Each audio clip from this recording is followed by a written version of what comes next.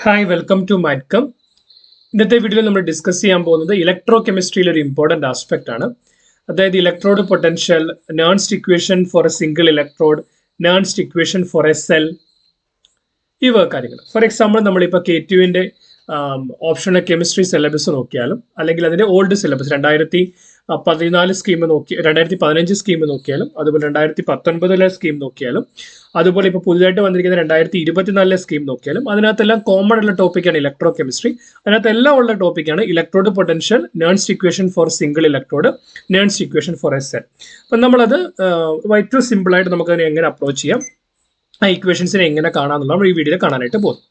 For example നമ്മളൊരു electrode potential അല്ലെങ്കിൽ electrode പൊട്ടൻഷ്യലിനെ പറ്റി കൺസിഡർ ചെയ്യുമ്പോൾ, for example if you are considering an electrode, ഏതെങ്കിലും ഒരു മെറ്റൽ ഇലക്ട്രോഡ് കൺസിഡർ ചെയ്യുന്നു, നമ്മൾ ആ ഒരു ഇലക്ട്രോഡിനെ കൺസിഡർ ചെയ്യുന്നു, നമ്മൾ ആ ഇലക്ട്രോഡിനെ അതിന്റെ കറസ്പോണ്ടിങ് ആയിട്ടുള്ള ഇലക്ട്രോലൈറ്റ് സൊല്യൂഷനിൽ ഡിപ്പ് ചെയ്ത് വെക്കുകയാണ്. ഫോർ എക്സാമ്പിൾ നമ്മൾ കോപ്പർ റോഡ് ഡിപ്ഡ് ഇൻ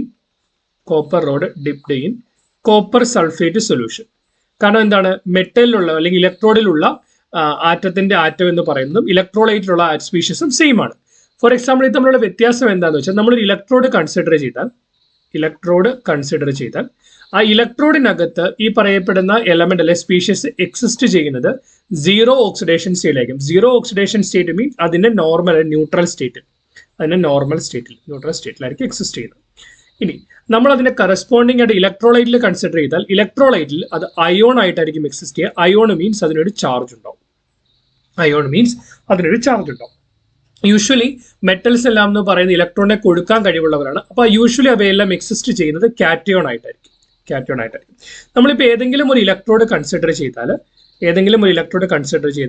ആ ഇലക്ട്രോണിനെ ലൂസ് ചെയ്ത് കഴിയുമ്പോൾ ആ ഇലക്ട്രോഡിന് ഒരു പോസിറ്റീവ് ചാർജ് കിട്ടും.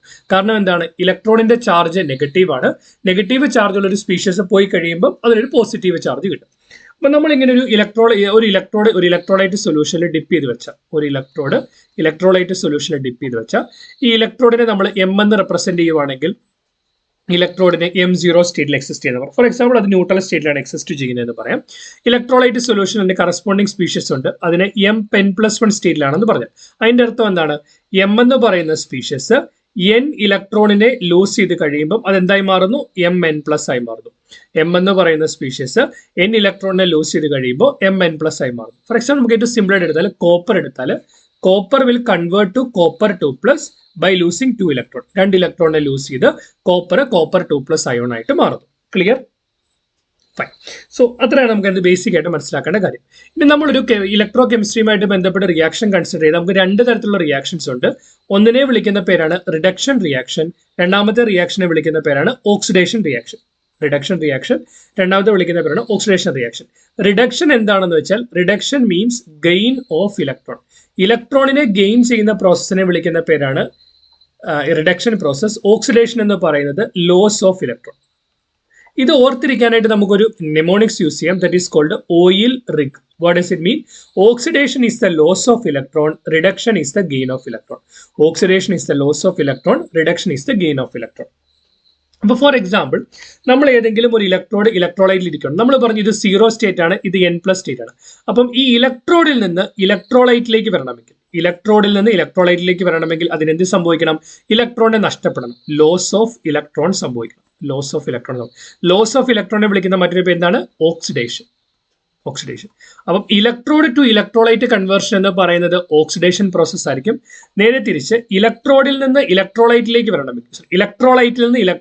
വരണമെങ്കിൽ അവിടെ എന്ത് സംഭവിക്കണം? ഇലക്ട്രോണിനെ ഗെയിൻ ചെയ്യണം. കാരണം എന്താണ്, ഇവിടെ ഇലക്ട്രോലൈറ്റിൽ പോസിറ്റീവ് ചാർജ് ഉള്ള സ്പീഷീസ് ആണ്. ഇതെന്ന് പറയുന്നത് 0 സ്റ്റേറ്റിലാണ്. അപ്പോൾ പോസിറ്റീവ് 0 ആകണമെങ്കിൽ നെഗറ്റീവ് ചാർജിനെ ഗെയിൻ ചെയ്യണം. നെഗറ്റീവ് ചാർജ് മീൻസ് ഇലക്ട്രോണിനെ ഗെയിൻ ചെയ്യണം. ഇലക്ട്രോണിനെ ഗെയിൻ ചെയ്യുന്ന പ്രോസസ്സിനെ നമ്മൾ വിളിക്കുന്ന പേരാണ് റിഡക്ഷൻ പ്രോസസ്. അപ്പൊ നമുക്ക് എഴുതാം, ഇലക്ട്രോഡിൽ നിന്ന് ഇലക്ട്രോലൈറ്റിലേക്കുള്ള കൺവേർഷൻ എന്ന് പറയുന്നത് അത് ഓക്സിഡേഷൻ പ്രോസസ് ആണ്. നേരെ തിരിച്ച് ഇലക്ട്രോലൈറ്റിൽ നിന്ന് ഇലക്ട്രോഡിലേക്കുള്ള കൺവേർഷൻ എന്ന് പറയുന്നത് റിഡക്ഷൻ പ്രോസസ് ആണ്. ഇലക്ട്രോലൈറ്റിലേക്കുള്ള കൺവേർഷൻ എന്ന് പറയുന്നത് റിഡക്ഷൻ പ്രോസസ് ആണ്. Okay, fine. അപ്പം നമ്മൾ ഇത്രയും കാര്യങ്ങൾ മനസ്സിലാക്കി കഴിഞ്ഞു കഴിഞ്ഞാൽ നമുക്കറിയാവുന്ന ഒരു കാര്യം, നമുക്ക് മനസ്സിലാക്കാവുന്ന ഒരു കാര്യം, നമ്മളൊരു ഇതെടുത്തു, ഒരു ചേംബർ എടുത്തു. ആ ചേംബറിനകത്ത് ഒരു ഇലക്ട്രോലൈറ്റ് ഉണ്ട്. അതിനകത്ത് തന്നെ കറസ്പോണ്ടിങ് ആയിട്ട് ഇലക്ട്രോഡിനെ നമ്മൾ ഡിപ്പ് ചെയ്ത് വെച്ചിരിക്കുന്നു. അപ്പൊ ഇവിടെ നടക്കാവുന്ന കാര്യം, ഫോർ എക്സാമ്പിൾ നമുക്ക് മനസ്സിലാക്കാൻ എളുപ്പത്തിൽ നമുക്ക് രണ്ട് ഈ സൊല്യൂഷൻ കോപ്പർ സൾഫേറ്റ് സൊല്യൂഷനിൽ ഡിപ്പ് ചെയ്തിരിക്കുന്നത് വിചാരിക്കാം. അപ്പൊ ഇവിടെ സംഭവിക്കാവുന്ന കാര്യം, കോപ്പർ ആറ്റം 0 ഓക്സിഡേഷൻ സ്റ്റേറ്റിൽ നിന്ന് 2 ഇലക്ട്രോണിനെ റിലീസ് ചെയ്ത് കോപ്പർ 2+ അയോണായി മാറാം. അപ്പൊ എന്ത് ചെയ്തു? കോപ്പർ എന്ന് പറയുന്ന ഇലക്ട്രോണെ ലോസ് ചെയ്ത പ്രോസസ്സിനെ വിളിക്കുന്ന പേരാണ് ഓക്സിഡേഷൻ. അപ്പൊ എന്ത് സംഭവിച്ചു? Copper get dissociated to copper 2+ ion and come to the electrolyte. Correct. The same way നമ്മളിപ്പോൾ കോപ്പർ 2+ അയോൺ ഈ സൊല്യൂഷൻ കൺസിഡർ ചെയ്തിട്ട് കോപ്പർ 2+ അയോൺ ഉണ്ട്. ഈ കോപ്പർ 2+ അയോൺ ഇലക്ട്രോണിൽ നിന്ന്, അല്ലെങ്കിൽ ഫോർ എക്സാമ്പിൾ ഡിസോസിയേഷൻ ഫലമായിട്ട് ജനറേറ്റ് ചെയ്ത ഇലക്ട്രോണിനെ ഗെയിൻ ചെയ്ത് കോപ്പറായി മാറാം. ഫോർ എക്സാമ്പിൾ കോപ്പർ 2+ അയോൺ 2 ഇലക്ട്രോണിനെ ഗെയിൻ ചെയ്ത് അത് കോപ്പറായിട്ട് മാറാം. ഇതിനെ നമ്മൾ വിളിക്കുന്ന പേരാണ് റിഡക്ഷൻ പ്രോസസ്. ഒന്ന് ഓക്സിഡേഷൻ പ്രോസസ്സ്, ഒന്നെന്ന് പറയുന്നത് റിഡക്ഷൻ പ്രോസസ്സ്. അപ്പൊ നമ്മൾ നോക്കിക്കഴിഞ്ഞു കഴിഞ്ഞാൽ നമുക്കിവിടെ മനസ്സിലാക്കാവുന്ന ഒരു കാര്യം, so metal atoms of the electrode have a tendency to go to the solution as ions. So electrode, for example, what will be happening? അപ്പൊ ഇവിടെ എന്താ സംഭവിക്കാവുന്ന ഒരു കാര്യം എന്ന് പറയുന്നത്, ഇലക്ട്രോഡിൽ നിന്ന് ഇലക്ട്രോലൈറ്റിലേക്ക് കോപ്പർ 2+ അയോൺ ആയിട്ട് ഇലക്ട്രോലൈറ്റിലേക്ക് പോവുകയാണെങ്കിൽ ഇവിടെ എന്ത് സംഭവിക്കും? ഇവിടെ മിച്ചമായിട്ടുള്ള ഇലക്ട്രോണ് ഈ ഇലക്ട്രോഡിൽ ഇങ്ങനെ കാണും. മിച്ചമായിട്ടുള്ള ഇലക്ട്രോൺസ് എന്ന് പറയുന്നത് ഇലക്ട്രോഡിൽ കാണും. കറക്റ്റ്. Okay, fine.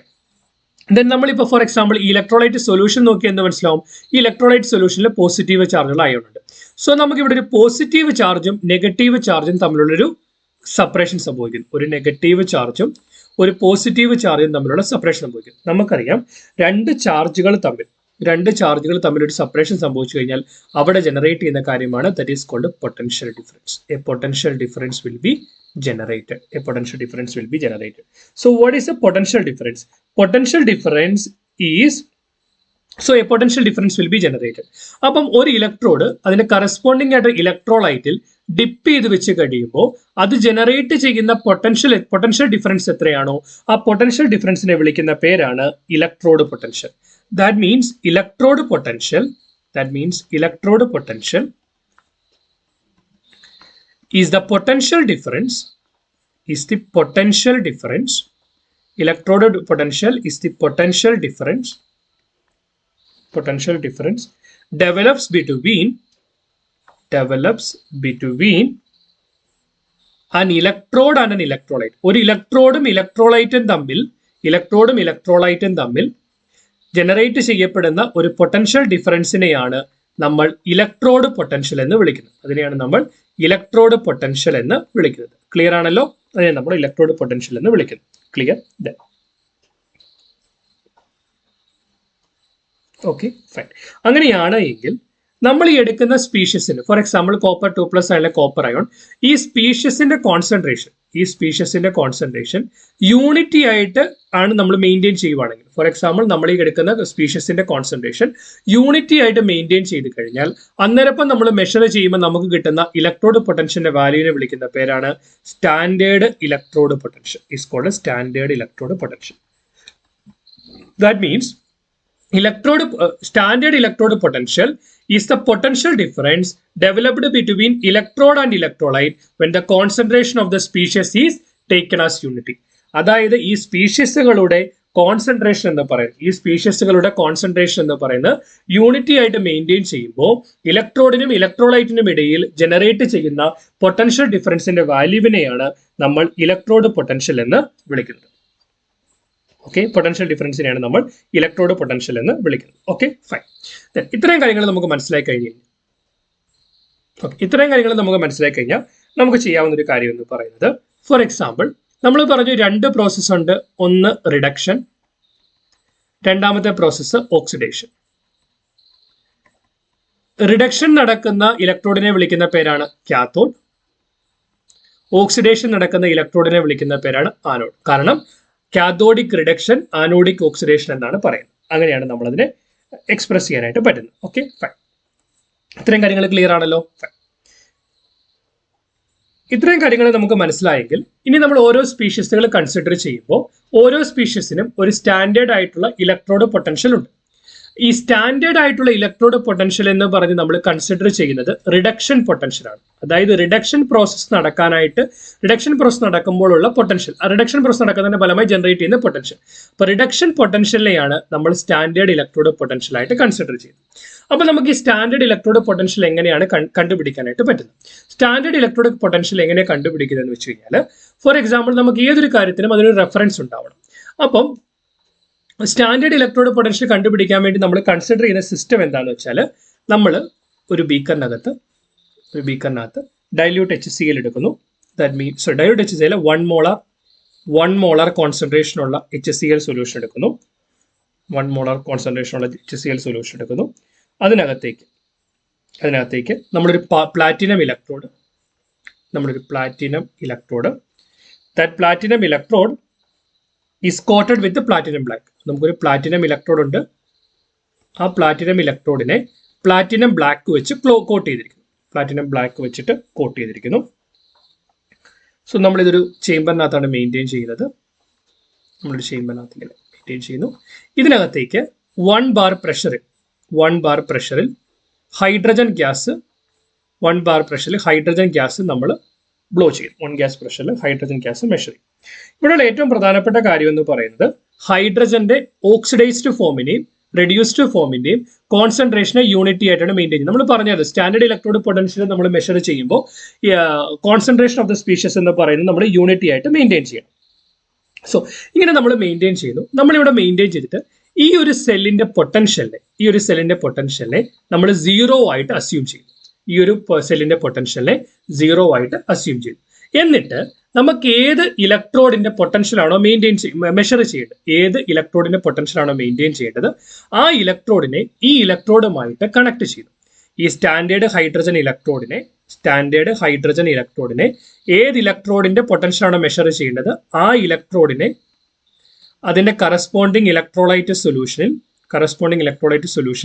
നമ്മൾ ഏത് കോൺസെൻട്രേഷൻ മെയിൻറ്റെയിൻ ചെയ്യുന്നു, കോൺസെൻട്രേഷൻ യൂണിറ്റിയിൽ മെയിൻറ്റെയിൻ ചെയ്തുകൊണ്ട് നമ്മൾ കണക്ട് ചെയ്യുന്നു. നമ്മളിത് കണക്ട് ചെയ്ത് കഴിയുമ്പോൾ ഒന്നെങ്കിൽ ഈ ഇലക്ട്രോഡിന് റിഡക്ഷൻ സംഭവിക്കാം, ഒന്നെങ്കിൽ ഈ പറയപ്പെടുന്ന ഇലക്ട്രോഡിന് റിഡക്ഷൻ സംഭവിക്കാം, അല്ലെങ്കിൽ ഈ ഇലക്ട്രോഡിന് ഓക്സിഡേഷൻ സംഭവിക്കാം. അപ്പൊ നമ്മൾ രണ്ടെണ്ണോടെ കണക്ട് ചെയ്ത് കഴിഞ്ഞിട്ട് നമ്മളിവിടെ ഒരു വോൾട്ട് മീറ്റർ കൊടുക്കുവാണെങ്കിൽ നമുക്ക് അവിടെ പൊട്ടൻഷ്യൽ മെഷർ ചെയ്യാനായിട്ട് പറ്റും. കറക്റ്റ്, വോൾട്ട് മീറ്റർ കൊടുത്താൽ പൊട്ടൻഷ്യൽ മെഷർ ചെയ്യാനായിട്ട് പറ്റും. സോ ഈ പറയപ്പെടുന്ന ഇലക്ട്രോഡിന് റിഡക്ഷൻ ആണ് സംഭവിക്കുന്നതെങ്കിൽ നമുക്ക് അവിടെ കിട്ടാൻ പോകുന്ന പൊട്ടൻഷ്യൽ വാല്യൂ എന്ന് പറയുന്നത് പോസിറ്റീവ് ആയിരിക്കും. കാരണം എന്താന്ന് വെച്ചാൽ, ഫോർ എക്സാമ്പിൾ ഈ വോൾട്ട് മീറ്ററിൽ കിട്ടുന്ന വാല്യൂ അതേപടി അല്ല എടുക്കുന്നത്. നമ്മൾ അസ്യൂം ചെയ്യുന്നത് എന്താന്ന് വെച്ച് കഴിഞ്ഞാൽ, സ്റ്റാൻഡേർഡ് ഹൈഡ്രജൻ ഇലക്ട്രോഡിന്റെ പൊട്ടൻഷ്യൽ 0 ആണെങ്കിൽ എന്തായിരിക്കും അതുമായിട്ട് ക്ലബ് ചെയ്തിരിക്കുന്ന ഇലക്ട്രോഡ് കാണിക്കുന്ന പൊട്ടൻഷ്യൽ. അപ്പൊ സ്റ്റാൻഡേർഡ് ഹൈഡ്രജൻ ഇലക്ട്രോഡുമായിട്ട് കണക്ട് ചെയ്ത് കഴിയുമ്പോൾ ഇലക്ട്രോഡ് കണക്ട് ചെയ്ത് കഴിയുമ്പോൾ അവിടെ കിട്ടാൻ പോകുന്ന പൊട്ടൻഷ്യൽ പോസിറ്റീവ് ആണെങ്കിൽ അതിന്റെ അർത്ഥം ആ ഇലക്ട്രോഡിന് റിഡ്യൂസ് ചെയ്യാനുള്ള ടെൻഡൻസി കൂടുതലാണ്. കാരണം എന്താണ്, സ്റ്റാൻഡേർഡ് പൊട്ടൻഷ്യൽ ആയിട്ട് നമ്മൾ കൺസിഡർ ചെയ്യുന്നത് എന്താണ്, റിഡക്ഷൻ പൊട്ടൻഷ്യൽ ആണ്. Okay, fine. ഇനി നമുക്ക് കിട്ടുന്ന വാല്യൂ എന്ന് പറയുന്നത് നെഗറ്റീവ് ആണെങ്കിൽ അതിന്റെ അർത്ഥം ആ ഒരു ഇലക്ട്രോഡിന് ഓക്സിഡൈസ് ചെയ്യാനുള്ള ടെൻഡൻസി ആയിരിക്കും കൂടുതൽ. അപ്പൊ അതിന്റെ അർത്ഥം ഏതെങ്കിലും ഒരു ഇലക്ട്രോഡിന്റെ സ്റ്റാൻഡേർഡ് റിഡക്ഷൻ പൊട്ടൻഷ്യൽ തന്നാൽ അതിൽ നിന്ന് നമുക്ക് മനസ്സിലാക്കാവുന്ന കാര്യം, ഏതിനാണോ റിഡക്ഷൻ പൊട്ടൻഷ്യൽ കൂടുതൽ അത് റെഡ്യൂസ് ആകും, ഏതിനാണോ റിഡക്ഷൻ പൊട്ടൻഷ്യൽ കുറവ് അത് ഓക്സിഡൈസ്ഡ് ആവും. ഓക്കെ, ക്ലിയർ ആണല്ലോ? ഫൈൻ. ഫോർ എക്സാമ്പിൾ നമ്മൾ ഇന്നലെ കണ്ടത് എന്താണ് ഇലക്ട്രോഡ് പൊട്ടൻഷ്യൽ, എന്താണ് സ്റ്റാൻഡേർഡ് ഇലക്ട്രോഡ് പൊട്ടൻഷ്യൽ, എന്താണ് സ്റ്റാൻഡേർഡ് ഹൈഡ്രജൻ ഇലക്ട്രോഡ്, എങ്ങനെയാണ് സ്റ്റാൻഡേർഡ് ഇലക്ട്രോഡ് പൊട്ടൻഷ്യൽ മെഷർ ചെയ്യാനായിട്ട് പറ്റുന്നത്. അടുത്ത വീഡിയോയിൽ നമ്മൾ നേർഡ്സ്റ്റ് ഇക്വേഷനെ പറ്റി കാണുന്നു. എക്സ്പ്ലനേഷൻ ക്ലിയർ ആണെന്ന് വിശ്വസിക്കുന്നു. നിങ്ങൾക്ക് എന്തെങ്കിലും ക്ലാരിറ്റി ആവശ്യമുണ്ടെങ്കിൽ അത് കമന്റ് സെക്ഷനിൽ ചോദിക്കാം.